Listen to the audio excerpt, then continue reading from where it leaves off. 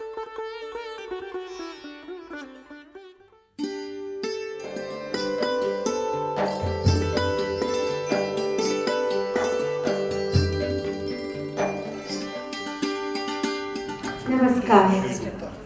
आज की इस डेजर्ट सोल की श्रृंखला में आप सभी का स्वागत है, अभिनंदन है। डेजर्ट सोल जो श्रृंखला है वो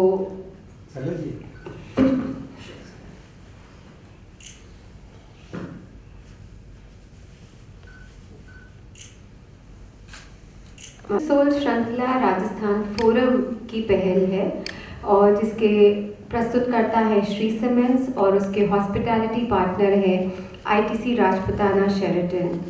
Desert Soul is a series that showcases talent from diverse fields of the state who represent the true soul and rich heritage of our desert state of Rajasthan. We are very elated to have with us today Lieutenant General Sushil Gupta ji. और इनसे बातचीत करेंगी हमारी Rajasthan forum की member Saleha गाजी जी। अब मैं welcome address के लिए हमारे चेयरमैन आदरणीय पंडित जी को आमंत्रित करना चाहूँगी।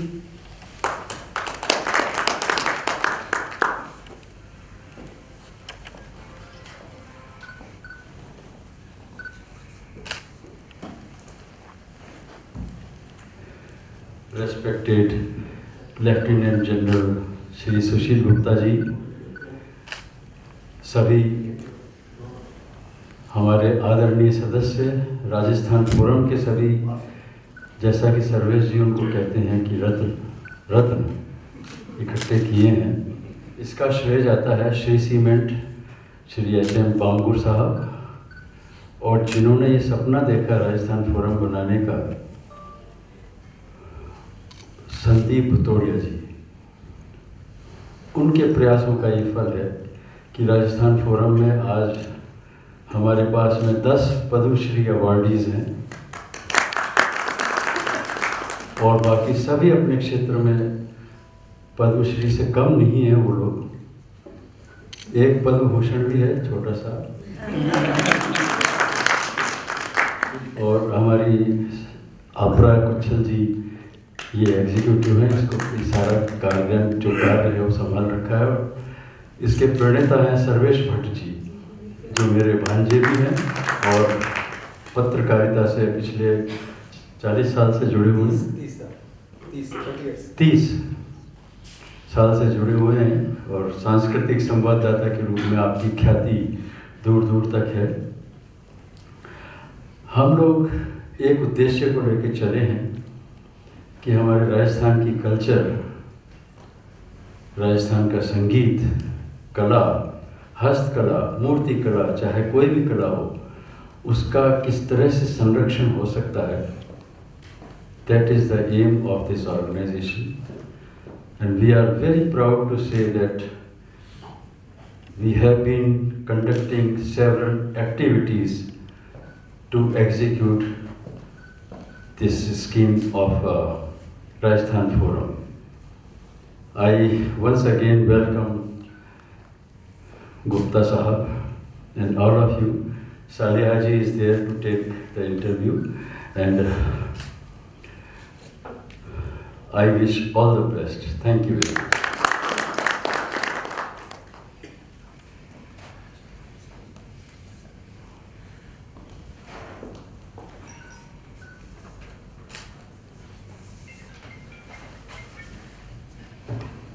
बहुत बहुत धन्यवाद पंडित जी, और आपका ऐसा आशीर्वाद, your blessings are always with us, और उन्हीं की बदौलत आज जो हम कर पा रहे हैं वो और हम सब आज आपके सामने हैं। बहुत लंबा ट्रैवल करके पंडित जी आज आए हैं वाराणसी से, तो थोड़ा सा ही is little tired. Thank you so very much Pandit ji. I'd like to read out this illustrious bio of Lieutenant General Sushil Gupta ji, and it is so inspiring. I'm sure you all will agree with me. Lieutenant General Sushil Gupta was commissioned as a Lieutenant in Jammu and Kashmir Rifle in 1967 and alum of the National Defence Academy Pune and the Indian Military Academy Dehradun. He participated in the 1971 Indo-Pak War in the Western Theatre and in counter-insurgency operation in the Northeast. Having commanded an active battalion and a brigade in mountains and high altitude areas, the general officer has vast experience of operations in mountains and the line of control. He has participated in operations in Sri Lanka and has been the chief military personnel officer at the United Nations mission in Iraq, Kuwait. The general officer is a graduate from the Defence Services Staff College, Wellington, qualified in the Higher Command course, attended the National Defence College, and is an MPhil in Management and Defence Studies from the Indore University. He has held instructional appointments as a captain at the Infantry School and as a colonel at the Army War College, Mhow. The general has held various staff appointments at the Brigade Division Corps in active high altitude areas and the Military Operations Directorate at the Army Headquarters. During his service, he was awarded the Youth Seva Medal in 1988 for his services in Sri Lanka, Ati Vishisht Seva Medal in 1998 for distinguished service while commanding the brigade, and the Param Vishisht Seva Medal in 2008 for distinguished service as the Deputy Chief of Army Staff. The General has held the appointment of the Colonel of the Ladakh Scouts and the Jammu and Kashmir Rifles for 6 years. He retired from the Army service on 1st February 2008 after a distinguished service of over 40 years. A huge round of applause for Lieutenant General Sushil Gupta जी. और इनसे बातचीत करेंगी हमारे Rajasthan forum की member Saleha गाजी जी। सालेहा गाजी जी बहुत सालों से performing arts and studies में रिसर्च करके उन्होंने अपना करियर भी इसी में बनाया। बहुत सारे गवर्नमेंट फंक्शंस में आप इनको माइक के पीछे देखेंगे, इनकी आवाज़ को सुनेंगे। बहुत मीठी आवाज़ है और बहुत ही जिंदा दिल इंसान है। Thank you so very much Saleha ji, thank you so very much Sushil Gupta ji. Thank you Abra ji. हिम्मत वतन की इनसे है, इज्जत वतन की इनसे है, वतन के ये हैं रखवाले और ताकत वतन की इनसे है। हम सभी जान रहे हैं कि हम बात कर रहे हैं आज हमारे रियल हीरोज़ की, और जो डेजर्ट सोल में आज के हमारे मेहमान हैं, आप भी सैन्य पृष्ठभूमि से ही आते हैं। हम सभी जानते हैं कि चाहे हाई एल्टीट्यूड हो, बर्फीली वादियाँ हो, हज़ारों फीट की ऊंचाई हो, या फिर हो तपता रेगिस्तान, हमारी सरहदें इनके हवाले पूरी तरह से महफूज हैं और इनकी बदौलत ही हम सब चैन की नींद सोते हैं। तो बातचीत का सिलसिला शुरू करूं उससे पहले मेरे सामने सभी अपनी अपनी फील्ड की काबिल कदर हस्तियां मौजूद हैं, तो आपसे सबसे मैं चाहूँगी एक बार मुझे इजाज़त दे दें और फिर हम इस बातचीत की शुरुआत करें। बहुत बहुत शुक्रिया। जनरल साहब, यूँ तो हम चाहेंगे कि आपसे बहुत सी बातें करें, लेकिन बातचीत की शुरुआत जाहिर सी बात है उसी रवायती सवाल से ही, ट्रेडिशनल सवाल से ही करना चाहूँगी, लेकिन वो अपने आप में बहुत ही अहम सवाल है कि आपकी पैदाइश, आपका बचपन और क्या ये आपका फैमिली बैकग्राउंड रहा, या कहाँ से आप इंस्पायर हुए और आपने सोचा कि आपको फौज ज्वाइन करनी है? सबसे पहले तो राजस्थान फोरम के सभी सदस्यों को, खासकर पंडित विश्वमोहन भट्ट जी को मैं बहुत बहुत शुक्रिया अदा करना चाहूँगा कि उन्होंने मुझे अपने डेजर्ट सोल सीरीज़ के तहत मुझे यहाँ आमंत्रित किया है। और मेरे लिए बड़ी खुशकिस्मती है कि विश्व प्रसिद्ध कलाकारों के बीच और जयपुर के सम्मानित व्यक्तियों के बीच आज मुझे अपने विचार प्रकट करने का मौका मिला है। जहाँ तक सलिया जी का सवाल है कि बचपन से मैंने कैसे आर्मी ज्वाइन करी, शायद बड़ा अजीब लगेगा सबको जब मैं ये कहूँगा कि जब मैंने आर्मी ज्वाइन की थी तो मेरे निकट परिवार से कोई भी आर्मी में नहीं था। स्कूल में मुझे खेल कूद का, आउटडोर एक्टिविटीज़ का बहुत शौक था और मुझे कुछ इरादा जरूर था, लेकिन इरादा पक्का तब हुआ जब 1962 की वॉर हुई। उस टाइम हम 2-3 साथी स्कूल में पढ़ते थे, वो फैसला किया कि हम जरूर आर्मी ज्वाइन करेंगे और किस्मत से दिसंबर के महीने में ही नेशनल डिफेंस एकेडमी के फॉर्म्स भरे जाने थे। तो उस वक्त शायद मेरी उम्र 15 साल से भी कम थी, तब मैंने ये फैसला लिया कि मैंने आर्मी ही ज्वाइन करनी है। और शायद ये फैसले को जो तेजी मिली वो 1962 वॉर के बाद तेजी मिली। फिर हमने एनडीए का फॉर्म भरा, 63 में एग्जाम हुआ, 63 मिड में यूपीएससी का, उसमें पास हुए।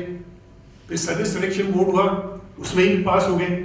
उस वक्त शायद तक परिवार वालों को उम्मीद नहीं थी कि मैं थ्रू भी हो जाऊंगा, तो उनसे इजाजत भी नहीं दी थी मैंने तो फिर उस वक्त इजाजत दी तो जब उन्होंने देखा कि मेरा पक्का मन है, पक्का इरादा है, और मैंने ये भी कहा था कि मैं आर्मी ज्वाइन करूंगा तो इन्फेंट्री ही ज्वाइन करूंगा, क्योंकि मुझे सप्लाईज में, आर्टिलरी में, आर्मर में कोई शौक नहीं है।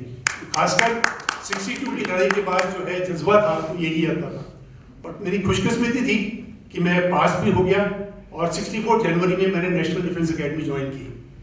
3 साल नेशनल डिफेंस एकेडमी में ज्वाइन करने के बाद 1 साल इंडियन मिलिट्री एकेडमी में रहा, वहां से मुझे कमीशन प्राप्त हुआ। सर, ये प्रोग्राम जो डेजर्ट सोल है, इसमें हम राजस्थान के उन लोगों को चुनकर लाते हैं जिनकी डिस्टिंग्विश सर्विसेज रही। तो यूँ तो हम सभी जानते हैं कि राजस्थान का एक बड़ा ही स्पेसिफिक बेल्ट है, झुंझुनू, चूरू, सीकर, नागौर, जहाँ से घर घर में से लोग फौज में हैं।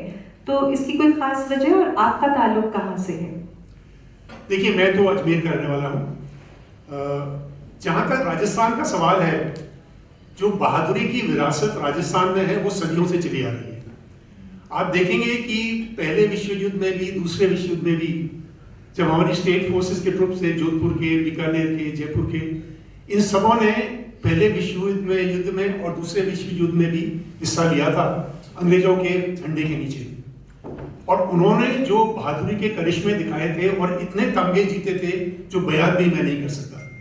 और शायद अभी भी उन सब देशों में जो हिंदुस्तानी सिपाही उस टाइम लड़े थे उनको आज भी याद किया जाता है। ये हम सब के लिए बहुत गर्व की बात है। और उस वक्त शायद ज्यादा सिपाही जो थे वो राजस्थान से ही थे। तो फिर इंडिपेंडेंस के बाद ये बहादुरी की विरासत चलती रही। और उसके बाद जब जो इन्फेंट्री रेजिमेंट्स बनी, उसमें जो इन्फेंट्री में राजस्थान के जाते थे वो जाते थे ग्रेनेडियर्स में, जाट रेजिमेंट में, राजपूताना राइफल्स में और राजपूत में। और आप देखेंगे कि 62 से लेकर 99 में जब कारगिल हुआ, जहां भी लड़ाई हुई ये 4 रेजिमेंटें हमेशा आगे रही हैं। तो कहने का तात्पर्य यह है कि राजस्थान में तो जो बहादुर की विरासत उन्होंने अपने पूर्वजों से पाई है और वो चली आ रही है। आप ये देखेंगे कि राजस्थान के तकरीबन हर बड़े विलेज में, हर बड़े गांव में किसी शहीद की मूर्ति जरूर लगी होगी। वो सबको प्रेरित करता है कि आप आगे बढ़े, और वो प्रेरित करते हुए लोग ज्वाइन करते रहते हैं और अच्छा करते हैं। जी, बिल्कुल ठीक कहा आपने कि राजस्थान तो वाकई, ये कहा जाता है कि वीर प्रसूता धरती है और इसके कण कण में शूरवीरों का इतिहास है। लेकिन एक बार बातचीत का सिलसिला आगे बढ़ाऊं उससे पहले आप सबको ये ज़रूर बताना चाहूँगी कि जब डेजर्ट सोल का ये डेट फिक्स हुआ और ये तय हुआ कि जनरल साहब इसमें आएंगे, उस दौरान जब आपसे बातचीत हो रही थी तो उन्होंने बहुत ही, मैं आपको उनकी मॉडेस्टी का, उनके हम्बल होने का एक नमूना पेश कर रही हूँ कि उन्होंने कहा कि rather than talking about my personal achievements और जो मेरे डिस्टिंग्विश सर्विसेज रही है, I would like to speak about the Indian army, जिसके लिए मैंने 40 साल दिए हैं। मुझे अपने आप को ग्लोरीफाई नहीं करना है। तो आप सोच सकते हैं कि एक इतने बड़े ओहदे पर भी इतने लंबे समय तक सेवाएं देने के बाद भी आप में जो आपका जो मॉडेस्ट नेचर है एक, तो उसके लिए वाकई मैं चाहूँगी कि आप एक बार अपना एप्रिसिएशन शो करें। और अब हम अगला सवाल ये भी चाहेंगे कि हम देखते हैं कि आर्मी में देश के कोने कोने से लोग आते हैं, अलग अलग तबकों से लोग आते हैं, अलग अलग रिलीजियस बिलीफ वाले लोग आते हैं, जिनका social, economic, religious, geographical background बहुत डाइवर्स होता है। तो ऐसे में कैसे मुमकिन हो पाता है, क्योंकि जब भी हम अपने आसपास अब आज के दौर में नजरें दौड़ाते हैं तो देखते हैं कि हर तरफ बहुत ज़्यादा नफरत का माहौल है। तो ऐसे में आप उन्हें कैसे, like how you knit the fabric into one, उनके अंदर एक कोऑर्डिनेशन, आंतरिक अनुशासन कैसे पैदा होता है? देखिए, आर्मी जो है ना, ये कोई सर्विस इस तरह की नहीं है कि 9 से 5 की नौकरी है, 10 से 8 की नौकरी है। ये तो एक वे ऑफ लाइफ है, ये तो जीवन जीने का एक तरीका है। यहाँ पर एडवेंचर है, थ्रिल है, अपनापन है, भाईचारा है, कंपेनियनशिप है, स्पिरिट की कोर है। तो यहाँ पर हम सब एक ऐसे बड़े परिवार में रहते हैं कि उस परिवार में हर आदमी इतना घुल मिल जाता है कि शायद वो अपने खुद के परिवार से ज्यादा वो आदमी का परिवार उसका परिवार हो जाता है। जहां तक सवाल है कि वो कैसे उनको घुल मिल जाए, कैसे आप उनको एक कर लेते हैं, शायद मैं आपको सिर्फ ये बताना चाहूंगा कि जब एक ऑफिसर या रिक्रूट जब ट्रेनिंग के बाद जो शपथ लेता है, उसमें वो ये कहता है कि मैं थल से, जल से या आकाश के रास्ते, मुझे कहीं भी भेजा जाएगा मैं जाऊंगा। राष्ट्रपति द्वारा नॉमिनेटेड किसी भी उच्च अधिकारी का कोई भी हुक्म मैं पूर्णतः मारूंगा, चाहे उसको मानने में मुझे अपनी जान ही क्यों ना देनी पड़े। मतलब देखिए, वो देश के नाम एक ब्लैंक चेक लिखता है। तो जो जज्बा होता है, अब उसी जज्बे को आगे बढ़ाते हुए आर्मी में उसको हम परिवार की तरह ट्रीट करते हैं। हमारे यहाँ कोई कौम मायने नहीं रखती, कोई जात मायने नहीं रखती, कोई एरिया मायने नहीं रखता। शायद मैं इसके बारे में एक छोटी सी बात आपको और बताना चाहूंगा, वो है, मैं देखता हूँ कि कम्युनल हार्मनी में बात होती है। हमारे यहाँ सब एक ही परिवार के हैं, सबका धर्म एक ही है। हमारे यहाँ जो है, मान लीजिए किसी यूनिट में अलग अलग धर्म के कोई होते हैं, कोई मुसलमान धर्म से हैं, कोई हिंदू धर्म से हैं, कोई क्रिश्चियन धर्म से हैं, लेकिन सब एक ही धर्म मानते हैं, वो है अपना ड्यूटी का धर्म, धर्म का जो मतलब है।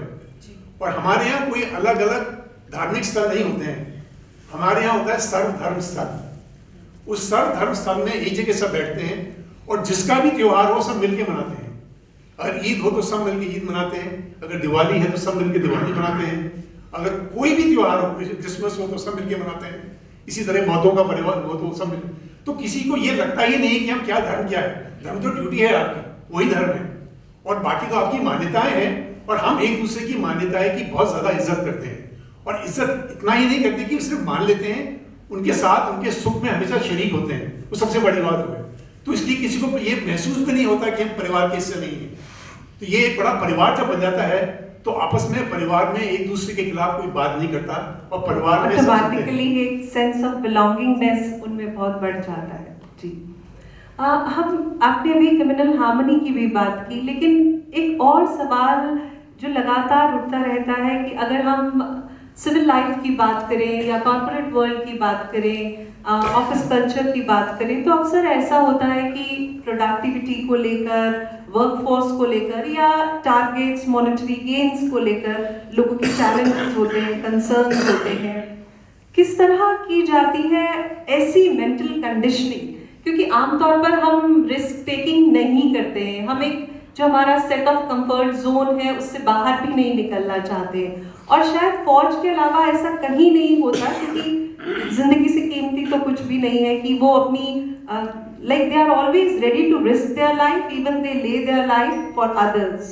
तो ये मेंटल कंडीशनिंग कैसे पॉसिबल हो पाती है? क्या डेडिकेशन है या कोई इसमें कोई फैक्ट पेचेक भी नहीं है, सिर्फ पेट्रियोटिज्म, सेट ऑफ वैल्यूज, तो ऐसा क्या है? देखिए, इसमें लीडरशिप का एक बहुत बड़ा रोल होता है। जैसे सिविल में जैसे आप मैनेजर्स कहते हैं, वैसे आर्मी में लीडर्स होते हैं। आर्मी में मैनेजर्स नहीं होते हैं।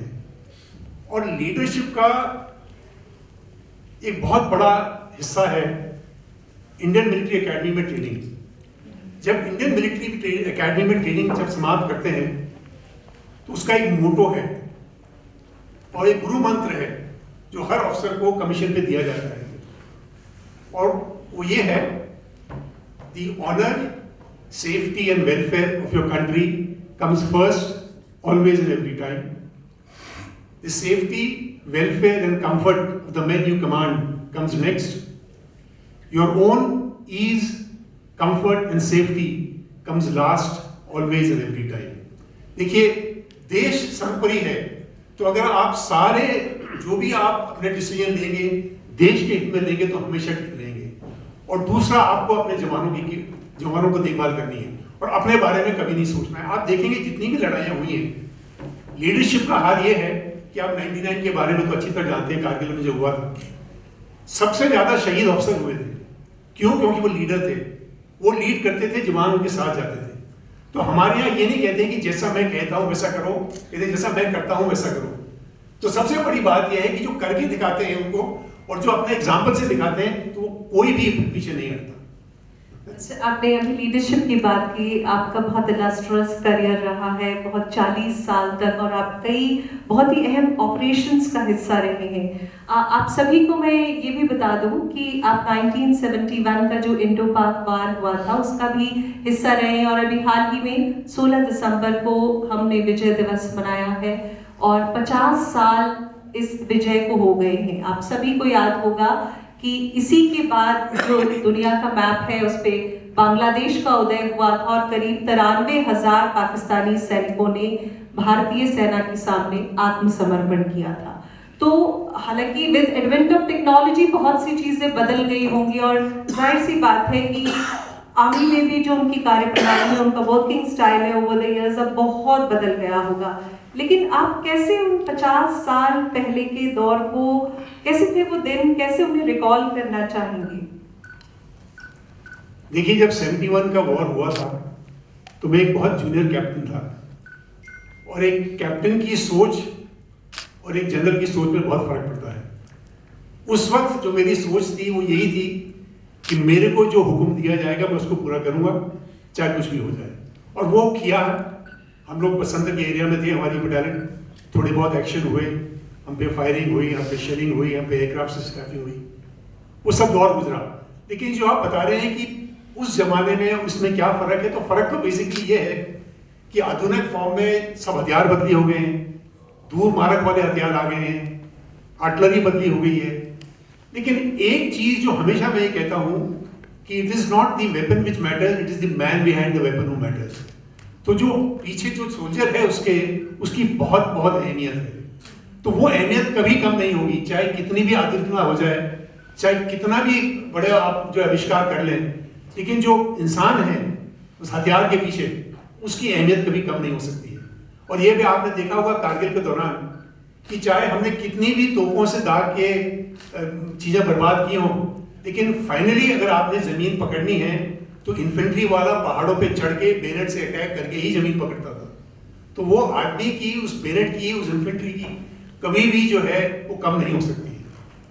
बहुत खूब। अब बहुत ही अटमोस्ट रिस्पेक्ट के साथ हम ये भी बात करना चाहेंगे कि फोर्सेस के पीछे जो फोर्स होती है, यानी फोर्स के पीछे फोर्स यानी उनकी जो फैमिली, उनके बच्चे, उनकी वाइफ, और लेडीज एंड जेंटलमैन आपको ये भी बता दूं कि आपकी डॉटर और granddaughter, madam could you please wave to our audience so they can recognise आपकी डॉक्टर सुरभि जिंदल और ग्रैंड डॉटर ने भी, अदिति ने भी हमें ज्वाइन किया। Thank you so very much, and I would like to request you to say something like आपकी जो पसंदीदा, सबसे ज्यादा आपको अपने फादर में जो पसंद है आप बताइए। Well, his fighting spirit, never say die. Even in the most difficult of situations, he never falters, and he's always encouraged us to do the same. So that you find most fascinating. Yeah, it's कि लड़ना तो कभी बंद करना ही नहीं है। अच्छा, घर पर तो उसका असर नहीं हुआ। Do or die, never say why. अच्छा, इस मौके पर हम भी चाहेंगे कि आप भी आपको जो सबसे ज्यादा पसंद है अपनी डॉटर पे, वो भी आप आज कुछ उनके बारे में कहें। देखिए, मैं क्या है कि सैनिक परिवारों का एक बहुत बड़ा रोल होता है। आप देखिए कि जिंदगी में 40 साल में काफी समय में सिर्फ फॉरवर्ड एरियाज में ही रहा, और पीछे से बच्चों की देखभाल, बच्चों को संभालना तो सिर्फ मेरी वाइफ पे छोड़ देता था। बच्चों को भी कई दफे महसूस होता था कि पता नहीं कब आएंगे पापा। और जो दूसरी सबसे बड़ी बात ये थी कि शायद मेरी बड़ी बेटी को अभी भी याद है कि नहीं, कि किंडरगार्टन से और 12वीं तक इसने 8 स्कूल बदली किए, 8 स्टेट्स में। तो उसमें पढ़ाई पर तो असर पड़ता ही है, लेकिन मैं नहीं समझता पढ़ाई पर असर पड़ा।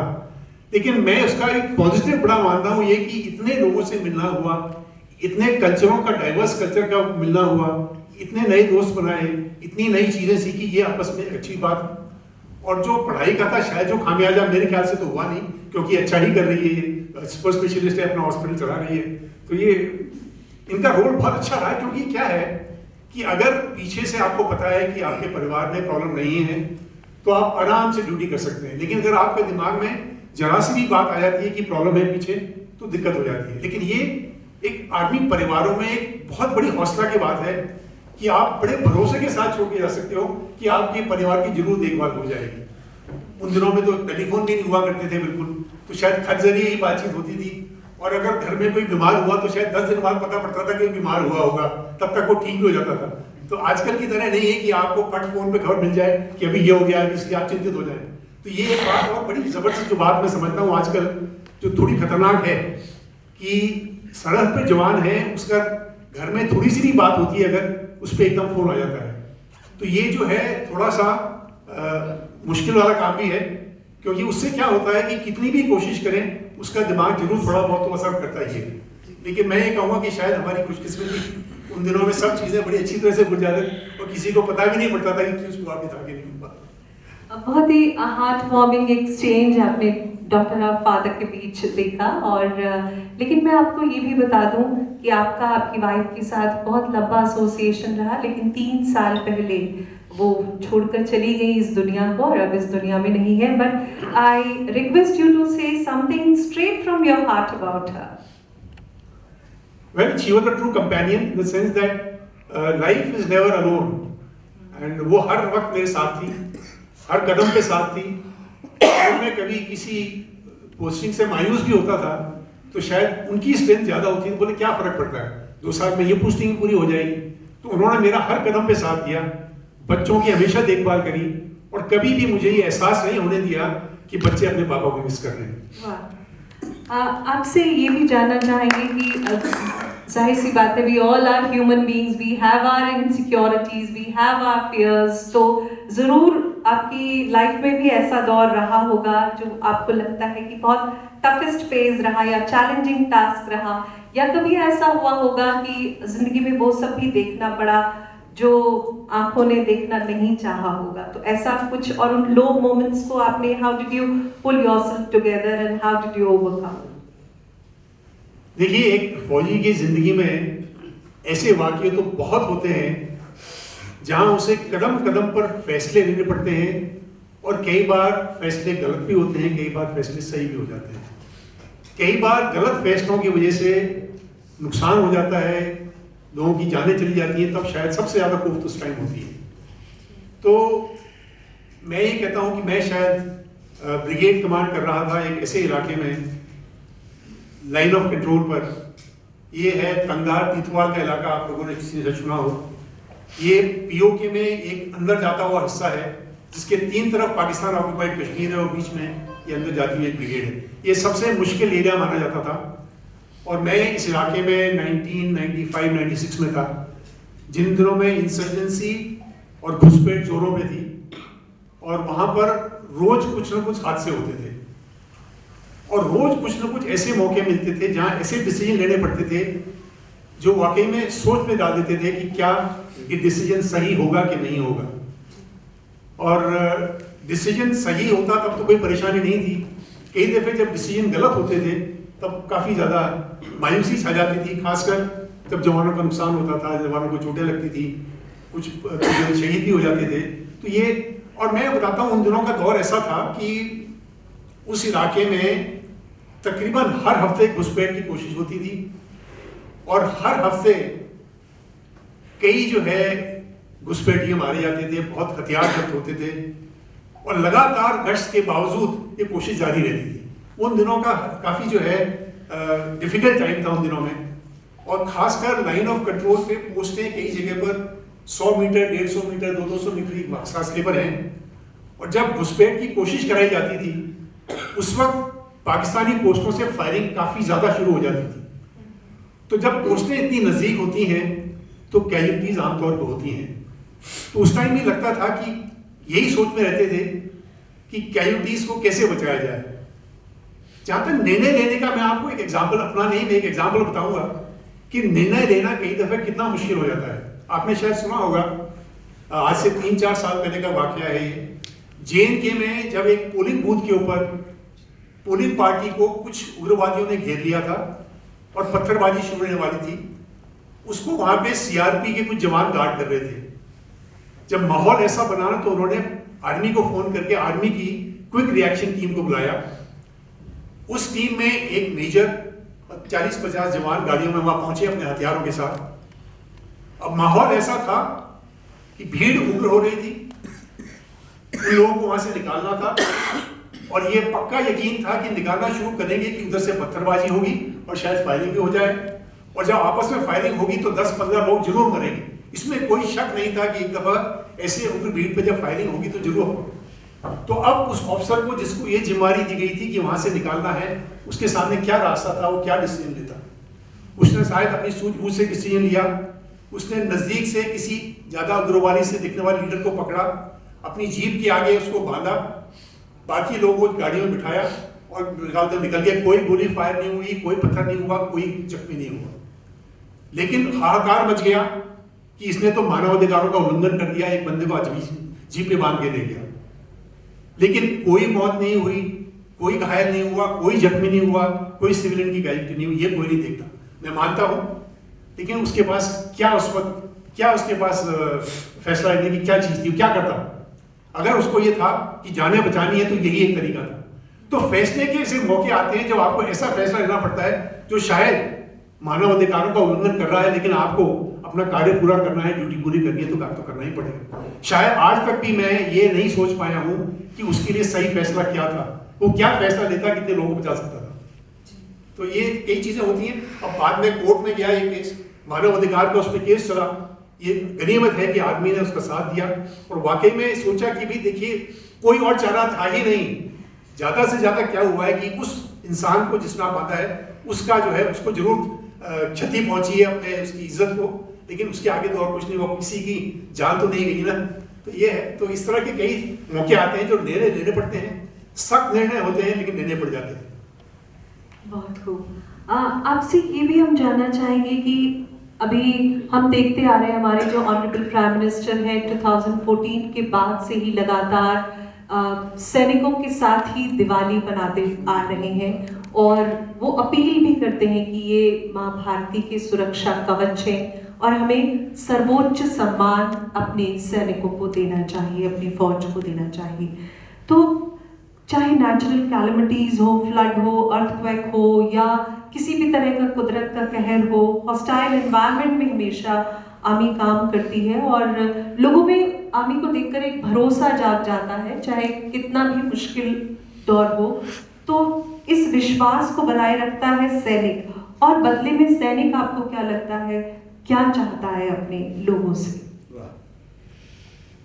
देखिए, हर काम को करने के लिए कोई ना कोई एजेंसी बनी है। अगर कहीं पुल टूटता है तो PWD है बनाने के लिए, कहीं दंगे होते हैं तो पुलिस है बचाने के लिए, लेकिन जो आखिरी वेपन है गवर्नमेंट के पास वो आर्मी है, वो उसका आखिरी हथियार है। तो मैं ये कहता हूं कि सब जवानों को ये पता है कि ये आखिरी हथियार है, इसके आगे कुछ नहीं है। तो अगर आप असफल हो जाओगे तो देश असफल हो जाएगा। तो ये बहुत बड़ी चीज है। तो ये उनके दिल में बिठाया जाता है कि इसके आगे सरकार के पास और कोई जरिया नहीं है, कोई हथियार नहीं है करने के लिए। आप आखिरी रिसोर्ट हो, ये आपको करना ही पड़ेगा। और साथ में जहां तक मोटिवेशन का सवाल है, मैं आपको बताना चाहूंगा कि मोटिवेशन और मोराल को ऊंचा रखना हम सब के लिए बहुत जरूरी होता है। आप सोचते होंगे कि हम पीस टाइम में क्या करते हैं। ये एक बहुत बड़ी जिम्मेवारी है एक लीडर की कि अपने जवानों के मोटिवेशन को, मोराल को काफी ऊंचा रखे। और वो ऊंचा तभी रख सकता है जब वो उनकी इज्जत करे, उनकी ट्रेनिंग बढ़ाए, उनको प्रशंसा करे, उनको अपने काम पे भरोसा हो और अपने लीडर में भरोसा। सबसे बड़ी बात है भरोसा। उसको अपने में भरोसा होना चाहिए और अपने लीडर में भरोसा होना चाहिए।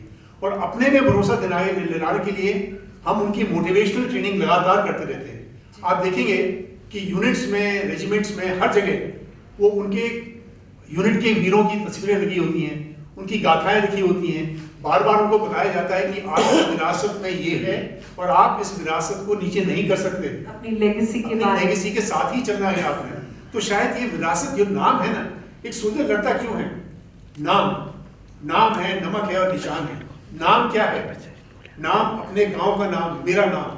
कल को गांव में खबर फैल जाती है कि फला उस गांव से किसी लड़ाई में भागा था, तो उसके परिवार को वहां रहने नहीं देंगे।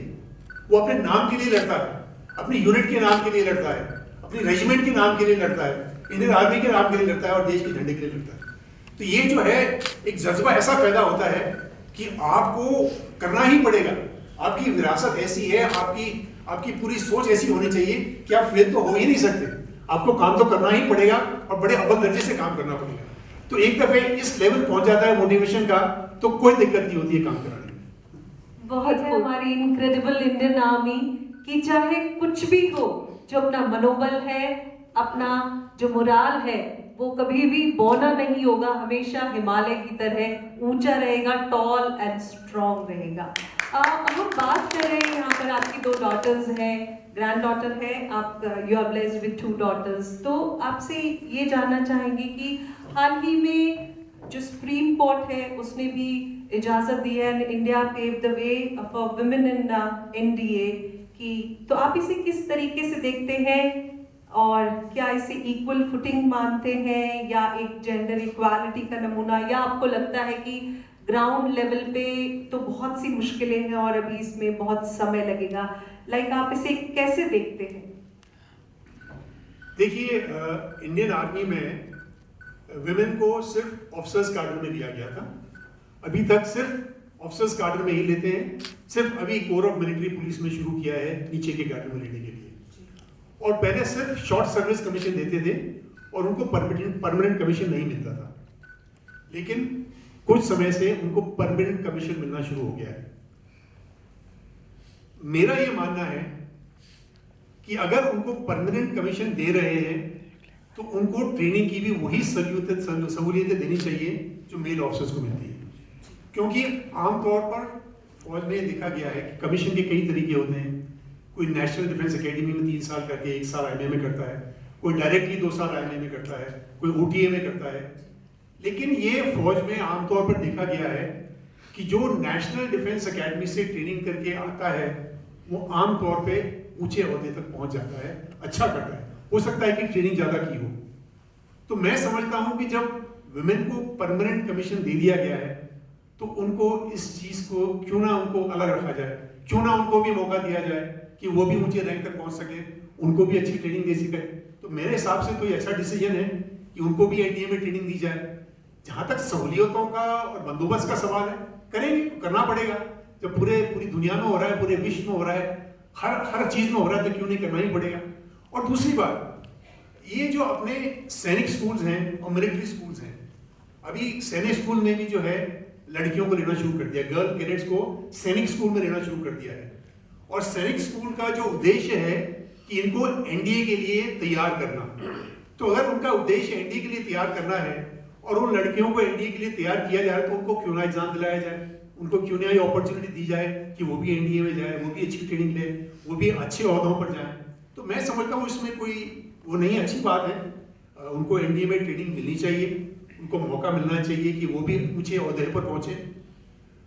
रही बात कि भाई कॉम्बैट आर्म्स में कहाँ तक, अभी हमारी आर्मी में जो इमीडिएट कॉम्बैट आर्म्स है उसमें लेडी ऑफिसर्स नहीं आती है, जैसे इन्फेंट्री है, आर्टिलरी है, आर्मर्ड कोर है, क्योंकि इसमें अभी शायद हमारा समाज इसके लिए तैयार नहीं है कि हम लड़ाई में जब हाथों हाथ लड़ाई होती है इन्फेंट्री पॉकेट में, तब हम अपने लेडीज को भेजने के लिए अभी तैयार नहीं है। शायद कुछ समय लगेगा, शायद धीरे धीरे और समय के साथ साथ इसमें भी बदलाव आएगा, लेकिन आज की तारीख में लेडी ऑफिसर्स हमारे कॉम्बैट आर्म्स, जो इमीडिएट कॉम्बैट आर्म्स है, उसमें नहीं है। बट इससे आप एक बहुत सकारात्मक, बिल्कुल, ये बहुत सकारात्मक। जहां तक आप कह रही थी, जहां तक प्रॉब्लम की बात है, कोई खास प्रॉब्लम नहीं है। बंदोबस्त करना है, ट्रेनिंग के लिए बंदोबस्त करना है, उनकी अकोमोडेशन के लिए बंदोबस्त करना है, उनके लिए इंस्ट्रक्टर्स का बंदोबस्त करना है, ऐसी कोई बड़ी बात नहीं है। और मैं समझता हूँ अभी इस बार जो एग्जाम हुआ है उसमें लड़कियों ने एग्जाम दिया है नेशनल डिफेंस एकेडमी के लिए, और मैं उम्मीद करता हूँ कि उसमें पास होकर कुछ ज्वाइन भी करेंगे एक साथ, अच्छा रहेगा और ये सबके लिए अच्छा है। ये तो मैं कहता हूँ कि जब हम कहते हैं कि हम सब बराबरी पर हैं तो बराबरी पर ही चलना चाहिए। एक सुखद बदलाव की शुरुआत। और यूँ तो आपने बताया कि आर्मी में सारी खेल कूद होते हैं और बहुत स्पोर्ट्स की फैसिलिटी होती है, लेकिन क्या वजह है कि आर्मी के लोग गोल्फ बहुत ज़्यादा खेलते हैं? देखिए, मैं ये नहीं कहूँगा कि आर्मी के लोग बहुत ज़्यादा गोल्फ खेलते। क्या है कि आर्मी में हमारे ट्रेनिंग एरिया, गोल्फ के लिए बहुत बड़ा ग्राउंड चाहिए होता है। हमारे यहाँ ट्रेनिंग एरियाज होते हैं ट्रेनिंग के लिए, जवानों की ट्रेनिंग के लिए, जिसमें वो ऑब्स्टिकल कोर्स हैं, ग्रेनेड थ्रोइंग रेंजेस हैं, फायरिंग रेंजेस हैं, तो वो बनानी पड़ती है, हमें वो एरिया रखना ही पड़ता है। तो जब वो इतना एरिया आपके पास है, तब कई दफ़े ये मैं आपको एक और बताऊंगा कि कोई भी ऑफिसर जो गोल्फ खेलता है वो हमेशा सबसे पहले अपने जवानों के साथ उनके ट्रूप्स गेम खेलता है। हॉकी, फुटबॉल, बास्केटबॉल, वॉलीबॉल सारे ऑफिसर खेलते हैं और अपने समय में ही जाकर वो गोल्फ खेलते हैं। जो स्पोर्ट्स के समय में जाकर कोई जो है वो नहीं खेलता। और गोल्फ कोर्स भी वहीं बनाए जाते हैं जहाँ पे ये ट्रेनिंग एरियाज होते हैं। ये नहीं कि कोई अलग से ग्राउंड लेके गोल्फ कोर्स बना दिया। ये ट्रेनिंग एरियाज हैं, उनकी पूरा उपयोग करने के लिए जो है वो गोल्फ भी खेल लेते हैं। और क्योंकि वहाँ आम सबके लिए है वहाँ पे, तो सब धीरे धीरे गोल्फ खेलना शुरू कर देते हैं। तो इसमें कोई वो बात नहीं है कि सिर्फ आर्मी में ही कहते। मैं कहता हूँ रामबाग में आप जाके देखिए, वहाँ पे तो पूरा इतनी ज़्यादा रश रहता है गोल्फ का, तो आजकल सिविलियंस भी काफ़ी गोल्फ खेल रहे हैं। आपसे ये चाहेंगे कि आपने जो 40 साल अपनी फौज में गुजारे हैं, उससे कुछ आपकी स्पेशल लर्निंग्स जो रही हैं, या कुछ आप कह सकते हैं कि कुछ टिप्स अगर लीडरशिप या डायनामिक लीडरशिप को लेकर आप शेयर करना चाहें तो ज़रूर हम सुनना चाहेंगे। देखिए, सबसे बड़ी बात तो है प्रोफेशनल कॉम्पिटेंस, यानी अपने काम में माहिरता। मैं कहता हूँ कि सबसे बड़ी एक लीडर में जो खासूसियत है कि अपने काम में माहिर होना चाहिए। अगर मेरे नीचे कुछ हथियार हैं तो मुझे उन हथियारों को बिल्कुल टोटल माहिरता हासिल होनी चाहिए। यही नहीं, दुश्मन के काम करने के तरीके, दुश्मन की इंफॉर्मेशन, दुश्मन की टैक्टिक्स, हर चीज में माहिर था। तो सबसे पहला काम तो यह है कि बिल्कुल टोटल प्रोफेशनल कॉम्पिटेंस, वो बहुत जरूरी है। दूसरी है क्विक डिसीजन मेकिंग एबिलिटी। क्या है कि तुरंत निर्णय लेना एक बहुत ही जरूरी चीज है, बहुत ही आवश्यक चीज है। इसमें जो है मैं कहूँगा, इसमें आप बिल्कुल भी कुछ नहीं सोच सकते हैं। कई दफ़े ऐसे मौके आते हैं कि आपको डिसीजन लेने के लिए वक्त नहीं मिलता है बिल्कुल भी। आपकी सोच इतनी तेज होनी चाहिए कि आप जो है डिसीजन सही ले सकें, और वो तभी हो सकेगा जब आपकी प्रोफेशनल कॉम्पिटेंस बहुत ऊंचे लेवल की है। तीसरी चीज मैं कहूँगा कि फेयर प्ले और जस्टिस, मतलब आपको बिल्कुल अपने जवानों के साथ डील करते हुए बिल्कुल फेयर होना चाहिए। उनको पता होना चाहिए कि आप हर के साथ एक सा बर्ताव करेंगे, किसी के साथ भेदभाव नहीं। क्योंकि क्या होता है कि हमारे यहाँ प्रमोशंस होते हैं और प्रमोशंस से कई लोग वंचित रह जाते हैं, इसलिए नहीं कि वो काबिल नहीं है, इसलिए नहीं कर पाते हैं क्योंकि उतनी ज़्यादा पोस्टें नहीं हैं। और अगर सबको लगता है कि उनका प्रमोशन होना चाहिए, लेकिन उनको अगर पता है कि आप कोई भेदभाव नहीं करते हैं, आप बिल्कुल फेयर प्ले है, जस्टिस है, तो कोई माइंड नहीं करता है। सब नौकरी करते हैं, अपने तरीके से नौकरी करते हैं। तो ये तीसरी बात है। चौथा मैं कहूँगा मॉरल एंड फिजिकल करेज। ये मतलब ये बहुत जरूरी है। शारीरिक क्षमता तो ठीक है, लेकिन मॉरल करेज बहुत आवश्यक है कि मतलब जो आप फैसला लेते हो उसके लिए पूरी जिम्मेदारी लेना, ये बहुत जरूरी है। ये जिम्मेदारी जो है, मैं कहता हूँ कि यहाँ पर आजकल हिंदुस्तान में जो कमी है जिम्मेदारी लेने की, कोई जिम्मेदारी ही नहीं लेता। किसी का काम है कुछ करना, कोई जिम्मेदारी नहीं लेता। तो ये जिम्मेदारी लेना बहुत आवश्यक है, क्योंकि जब तक आप जिम्मेदारी नहीं लेंगे, आपके ऊपर लीडर कोई भरोसा नहीं करेगा। आपका जवान, आपको हर चीज की जिम्मेदारी लेनी पड़ेगी। आपने फैसला लिया है, कुछ हुआ है, उसकी जिम्मेदारी लीजिए, उसके जो कॉन्सिक्वेंस है उसको। अभी आपने कहा कि जिम्मेदारी लेने की बात, तो हम देखते हैं कि हम अक्सर ये बात करते हैं कि हमें हर एरिया में, चाहे रोड ही हो, एक डिसिप्लिन रीएनफोर्स करने की बहुत ज़रूरत है अलग अलग वॉक्स ऑफ लाइफ में। तो आपको लगता है कि वैसे ये एक लॉन्ग डिबेट, ओल्ड डिबेट भी रहा है कि कंपल्सरी मिलिट्री ट्रेनिंग होनी चाहिए, एक थोड़े से अरसे के लिए सबको ये ट्रेनिंग दी जानी चाहिए। तो आपको लगता है कि ये हिंदुस्तान जैसे मुल्क में पॉसिबल है, या अगर है तो इसका क्या मॉडल होना चाहिए, या क्वांटम ऑफ रिसोर्सेस को देखते हुए ऐसा किया जाना चाहिए, उससे शायद हमारी सोसाइटी की जो प्रॉब्लम्स है वो शायद सॉल्व हो सके? देखिए, कंपल्सरी मिलिट्री सर्विस हिंदुस्तान जैसे डेमोक्रेटिक और बड़े देश में पॉसिबल नहीं है, लेकिन डिसिप्लिन लाना भी जरूरी है। तो हमें ये सोचना चाहिए कि और कौन से जरिए हैं जिससे हम आवाम के बीच में, हर बच्चे के बीच में एजुकेशन के टाइम में डिसिप्लिन ला सकते हैं। और शायद एक बड़ा अच्छा जो शुरू की थी वो एनसीसी शुरू की थी कि नेशनल कैडेट कोर, जहाँ पे स्कूलों में बच्चों को थोड़ी बहुत मिलिट्री ट्रेनिंग, थोड़ी बहुत डिसिप्लिन ट्रेनिंग, थोड़ी बहुत हुक्म मानने की ट्रेनिंग वो दी जाती थी, और मेरे हिसाब से उससे फ़र्क भी काफ़ी पड़ता था। तो शायद उसमें और तवज्जो दी जाए, उसको और इम्प्रूव किया जाए तो वो ज़्यादा बेहतर हो सकता है। और लेकिन मैं ये कहूँगा कि जिसको आर्म फोर्सेस से लेकर ताल्लुक से डिसीजन लेने हैं उनको जरूर वहाँ सर्विस करनी चाहिए। जैसे मैंने देखा है कि मिनिस्ट्री ऑफ डिफेंस वगैरह में बहुत से ब्यूरोक्रेट्स आते हैं, थोड़े टाइम के लिए आते हैं, 2 साल के लिए आए, इसके लिए चले गए, उनको पता तक नहीं होता है कि वहाँ आगे हो क्या रहा है। तो मैं ये सोचता हूँ कि जिसने भी डिफेंस से ताल्लुक कोई डिसीजन लेने हैं उनको जरूर 1 या 2 साल की जरूर सर्विस करानी चाहिए, ताकि उनको पता पाए कि कैसा माहौल है, क्या हो रहा है और किस तरीके से डिसीजन लेने का क्या इंतजाम होगा। तो उससे हो सकता है कि थोड़ा इम्प्रूवमेंट हो, वो और समझें, और जब वो समझेंगे, जब वो दूसरे क्षेत्र में जाएंगे तो शायद उनकी समझ बढ़ेगी और वो और लोगों को भी समझाएंगे। आपसे बातचीत का हम शुक्रिया अदा करें, उससे पहले मैं ऑडियंस को ये भी बता दूं कि हमारे साथ we would like to recognise the presence of colonel Rajesh Bukar. Sir, could you please wave to our audience? He is the one who connected us with general Sushil. So sir, thank you so much. और इसके अलावा आपने बात की कि आपकी wife का हमेशा आपके साथ एक लंबा एसोसिएशन रहा, बहुत कांस्टेंट सपोर्ट रहा। तो कोई ऐसा नगमा जो आपको ख्याल आता हो उन्हें याद करके?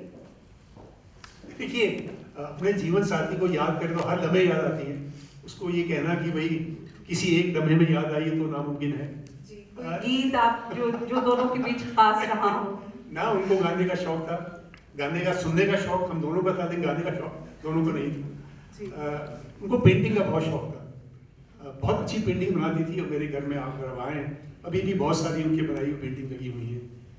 उनको देख के मैं जो है काफ़ी उनको याद करता रहता हूँ। अच्छा है, और शायद उनका ये शौक काफ़ी अच्छा था, वो अपना अच्छा समय निकाल लेती थी, और जब मैं फील्ड एरिया में रहता तो शायद इसी शौक के जरिए वो अपना समय निकालती थी। बहुत सुंदर। और अब हम ऑडियंस से चाहेंगे कि अब ये सवाल जवाब का वक्त है, तो इसमें से अगर कोई आपकी क्वेरीज हो, कोई आपके सवाल हो। जी sir, Captain GS Arora. Sir, you have been so competent, caliber, staff college, Wellington, everything. COS बनने में कहाँ के सर लगी थी? Sorry, I couldn't get it. COAS बनने में कहाँ के सर लगी थी? सब कुछ मौजूद है आपके पास तो। एज? नहीं, ऐसा कोई जरूरत नहीं। मैं तो शायद उन लकी में से था जो 20 साल से कम उम्र में ही मैं अफसर बन गया था। ऐसा नहीं है। फौज में आपको मालूम है, आपने 33 साल नौकरी की है फौज में, हमारे यहाँ सीनियोरिटी का प्रिंसिपल बड़ा सही है। और मैं समझता हूँ कि जो आपकी सीनियोरिटी आपके कमीशनिंग के टाइम पे फिक्स हो जाती है, उस सीनियोरिटी पे चलता रहता है और आपके नंबर पे प्रमोशन होते रहते हैं। और मैं इसमें बिलीव करता हूँ कि जो होता है जस्टिस है, फेयर प्ले है। जो आपको जस्टिस और फेयर प्ले में है वो सही है। You are happy? I am absolutely happy. Not a moment. मैं सर की मैडम के एक शेर पढ़ सकता हूँ? सर की मैडम के। जी सर। तुझे याद रखने के शौक में मैंने खुद को ही भुला दिया। तुझे याद रखने के शौक में मैंने खुद को ही भुला दिया। मेरा नाम पूछा किसी ने तो उसे तेरा नाम बता दिया। और एक सर के लिए आंधियों में जो दिया जलता हुआ मिल जाएगा। आंधियों में जो दिया जलता हुआ मिल जाएगा। उस देश से पूछना मेरा पता मिल जाएगा। Thank you. साथ ही मैं ये बात भी जोड़ना चाहूंगी कि कैप्टन GS अरोड़ा की खुद कम्युनल हार्मनी की एक बहुत ही खूबसूरत मिसाल है। आपकी वाइफ अनीस अरोड़ा, डॉक्टर अनीस अरोड़ा इस दुनिया में नहीं है, लेकिन आप जानते होंगे कि हैप्पी नर्सिंग होम के जरिए उन्होंने हजारों लोगों की खिदमत की है। तो हम भी वाकई याद कर रहे हैं डॉक्टर अनीस अरोड़ा को भी। और इसके अलावा अगर कोई सवाल हो। I am R.A. Malviya.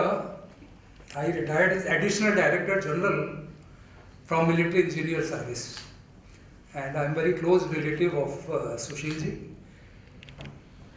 Sushil ji ने बताया इन्होंने पार्टिसिपेट किया श्रीलंका ऑप्स में, तो मैं ये खाली इनसे जानना चाहता हूँ कि जो लंका ऑप्स के वैसे तो ये बताते नहीं है अपने जो पीरियड के, हम बैठते हैं साथ में काफ़ी एज ए क्लोज रिलेटिव, पर ये बताते नहीं है बात अपनी जो लाइफ स्टाइल, जैसे काफ़ी आज इन्होंने इतनी सारी बातें बताई हो मुझे अभी तक बहुत नहीं मिला।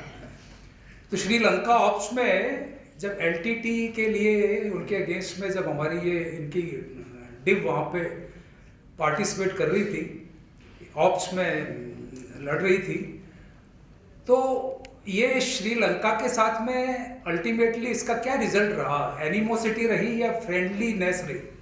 क्योंकि राजीव गांधी जी जो थे उनको तो इन्होंने कर दिया काम तमाम एलटीटी वालों ने। अब वो फ्रेंडलीनेस ही रही, हम तो यही सोचते हैं, पर ये बताएंगे कि ये क्या हुआ एग्जैक्टली वहाँ पे, क्यों हमारे रिलेशंस स्ट्रेन हो गए कि फ्रेंडली हो गए? क्योंकि अभी सुना है लेटेस्ट कि इन्होंने चाइना को कुछ परमानेंट लीज पे लैंड दे दिया है श्रीलंका ने, which can be used against the defence forces, our defence forces, वहाँ पे कुछ भी वो कर सकते हैं। तो क्या ये चल रहा है, क्या हो रहा है? वो हमारा इतना अच्छा नेबर जिसके लिए इतनी हेल्प की, पूरी डिव को वहाँ पे इन्होंने भेजा, और आज वो ये है कि चाइना को वो कर रहा है, तो क्या इसके पीछे? हालांकि ये थोड़ा ऑफ द ट्रैक है। दूसरा मैं बताना चाहता हूँ इनके बारे में, ये बहुत ही is a man of very few words and very honest. Indian army में ऐसे honest officer, honest to the core, honest to the army, honest to the nation, honest to everyone, honest to family.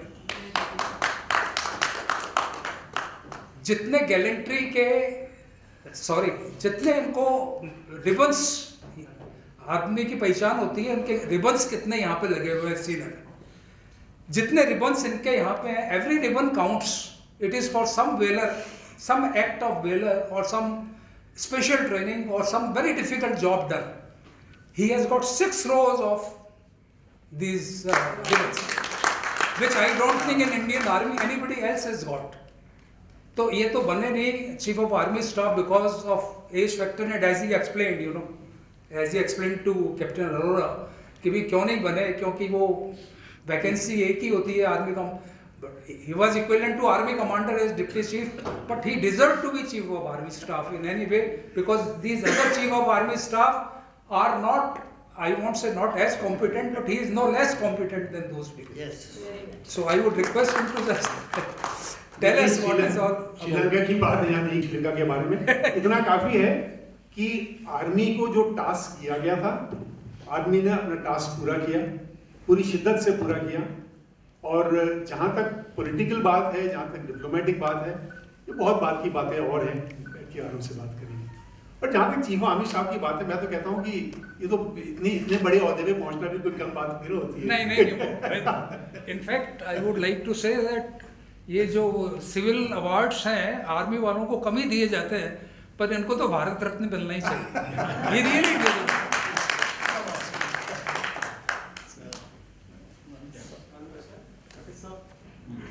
और इसके बारे में बताया, तो सबसे पहले तो मैं अपनी 2 बात कहना चाहता हूँ कि नमन हिंद की सेना को, नमन हिंद की सेना को जिसने इतिहास नया रच डाला, नमन हिंद की सेना को जिसने इतिहास नया रच डाला, अपने अद्भुत पराक्रम से नक्शा दुनिया का बदल डाला, नमन हिंद की सेना को। तो सर, सेना के जरिए आपको भी हम सलाम करते हैं।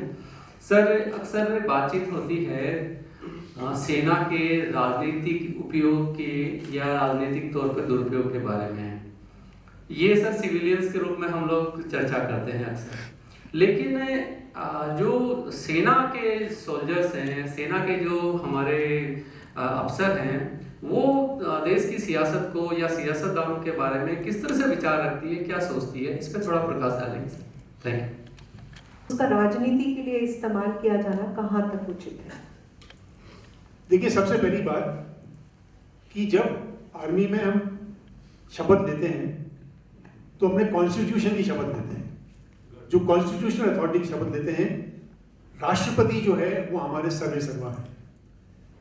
जहां तक पॉलिटिक्स का सवाल है, ये मैं गारंटी के साथ कह सकता हूं कि आर्मी में आज तक कोई भी सर्विंग करता हुआ किसी भी पॉलिटिकल पार्टी से नहीं जुड़ा है, ना किसी पॉलिटिकल पार्टी के लिए काम किया है। कई बार लगता है कि आर्मी ऐसा क्यों कर रही है, लेकिन एक प्रोविजन है अपने एक्ट में, वो है aid to civil authorities. Aid to civil authorities के जरिए लोकल एडमिनिस्ट्रेशन, खासकर जब हालात बिगड़ जाते हैं तो आर्मी की रिक्विजिशन कर सकता है, और रिक्विजिशन करके आर्मी को बुला सकते हैं और आर्मी को जाना पड़ेगा एड टू सिविल अथॉरिटीज में। तो कई दफे ऐसे हरकतों के टाइम जब आर्मी जाती है तो लगता है किसी पॉलिटिकल बहाने जा रही है, ऐसा नहीं होता है। जब तक एडमिनिस्ट्रेशन लिखकर रिक्विजिशन नहीं करता है, आर्मी का उपयोग नहीं किया जा सकता। तो ये रिक्विजिशन होती है, और साथ में इतना भी है कि अगर वहां पुलिस ऑलरेडी है तो आर्मी को रिक्विजिशन करके सिचुएशन आर्मी को हैंड ओवर कर दी जाती है। ये नहीं कि पुलिस बीच में है, आर्मी बीच में, इस तरह की कार्रवाई नहीं होती है। तो बड़ा सीधा सा काम है। तो कॉन्स्टिट्यूशनली आर्मी कॉन्स्टिट्यूशन के हिसाब से ही काम करती है। रिटायरमेंट के बाद सबकी मर्जी है, जो अपनी पॉलिटिकल पार्टी में जाना चाहते हैं वो चाहते ही रहेंगे। आपने भी पूछा था सवाल में जी, ये भी एक नया प्रयोग है कि जो सेना का ताकत है, उसकी दमखम है, उसका राजनीति के लिए इस्तेमाल करना, या क्या वो सुरक्षित भी है? देखिए, ऐसा है,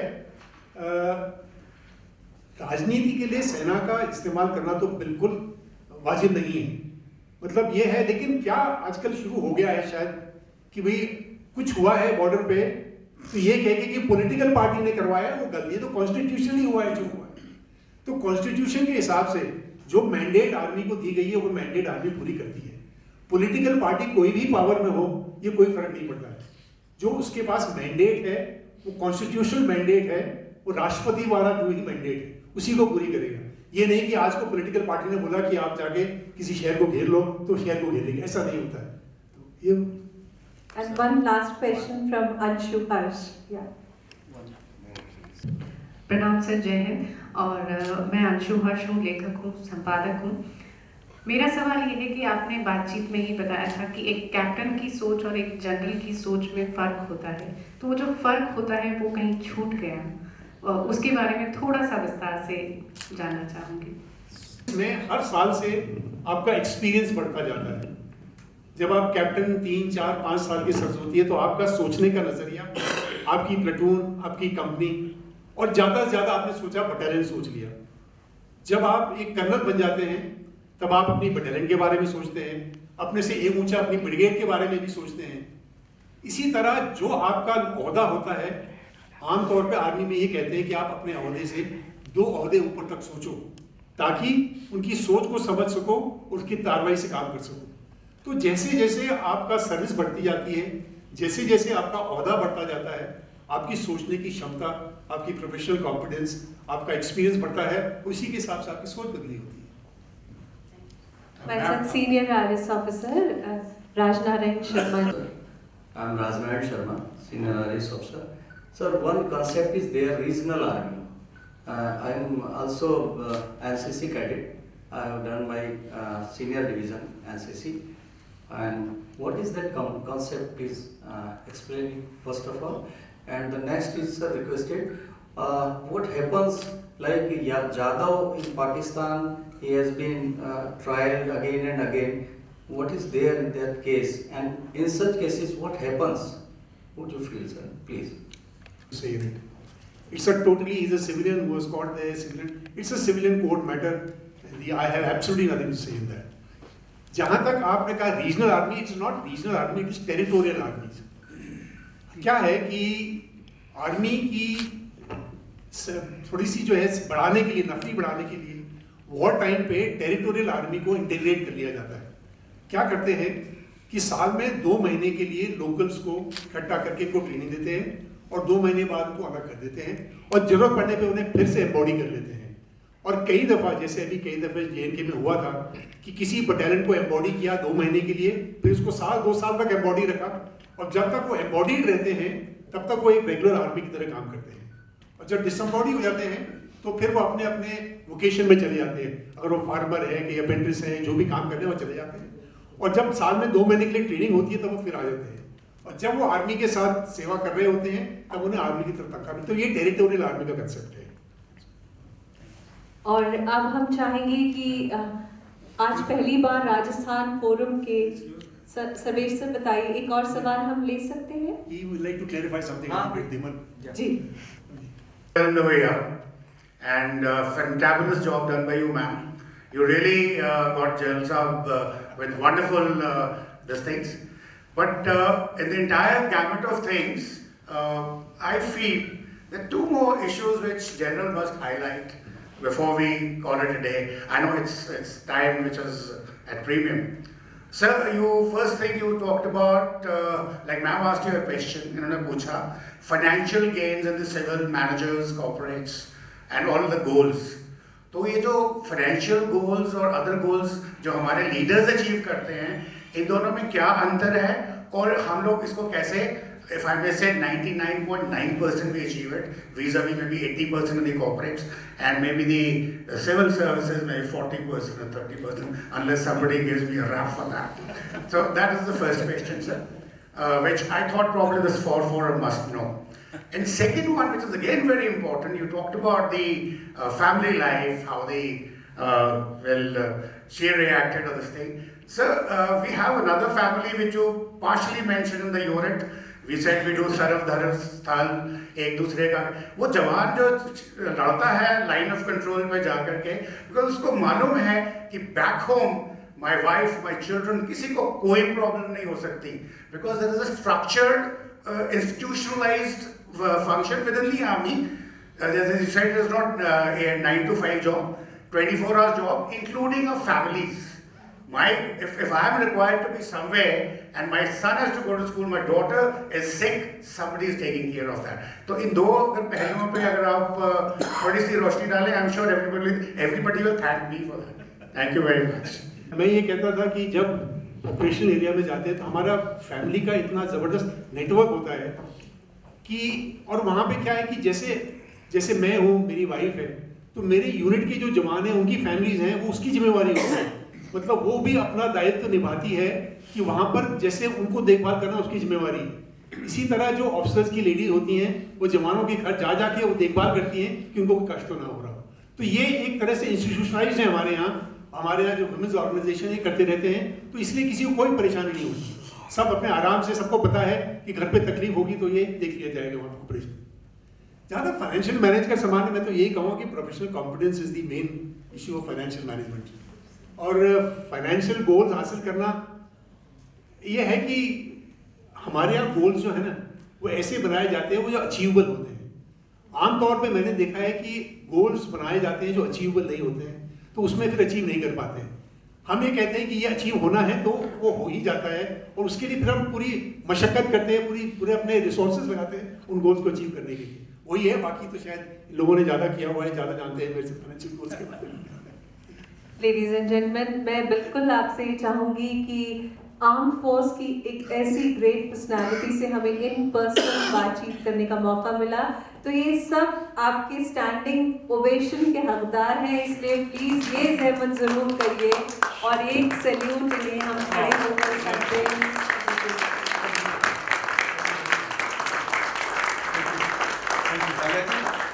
अब बड़ा अच्छा देशभक्ति का माहौल है, सब है, तो क्यों नहीं हम समापन इसका जनगणमन से ही करें। बिल्कुल, और साथ ही 2 पंक्तियाँ की है नमन उनको जो यशकाय को अमृतत्व देकर, है नमन उनको जो यशकाय को अमृतत्व देकर इस जगत में शौर्य की जीवित कहानी हो गए। कुमार विश्वास की पंक्तियाँ, और इसके साथ ही आइए मिलकर उच्चारित करें राष्ट्रगान।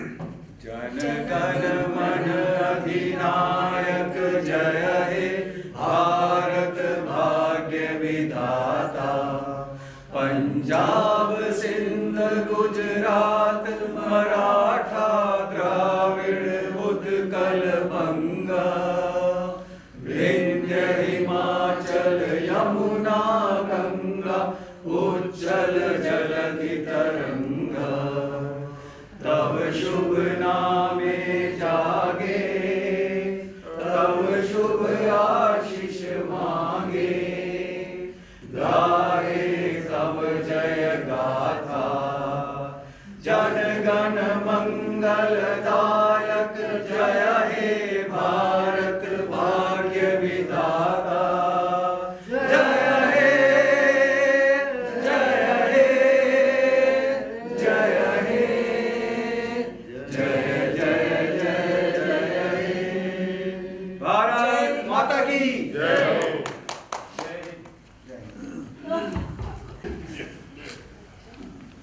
बहुत बहुत धन्यवाद लेफ्टिनेंट जनरल सुशील गुप्ता जी, बहुत बहुत धन्यवाद सालेहा जी। बहुत ही मेमोरेबल इवनिंग थी और बहुत ही मेमोरेबल इवेंट था, और जो बातें आज आपने सर यहाँ पर रखी, आई थिंक हम लोग उनको भुला नहीं पाएंगे। और हमारे आपने ऐसी मतलब इमेजिनेशंस को आपने वर्ड्स दिए हैं that we are completely indebted to you for this beautiful evening. मैं रिक्वेस्ट करना चाहूँगी हमारे आदरणीय मेंबर्स जो आज यहाँ मौजूद हैं, छिपा जी, विद्यासागर उपाध्याय जी, कि आप यहाँ पर आएँ और मोमेंटोस प्रदान करें सुशील गुप्ता जी को और सालेहा जी को। एक छोटी सी भेंट, एक छोटा सा मोमेंटो राजस्थान फोरम की ओर से।